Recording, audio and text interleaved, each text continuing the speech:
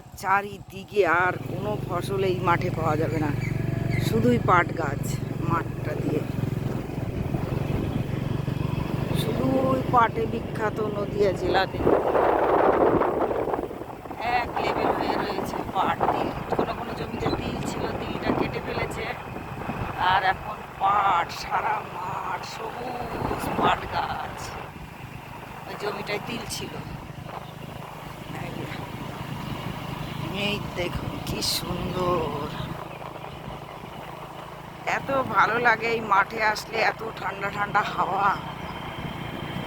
হ্যাঁ, এই দেখুন পাটই পাট সব দিক দিয়ে, আর কিছু না। বর্ধমানে যেমন ধান, নদিয়াতে যেমন পাট।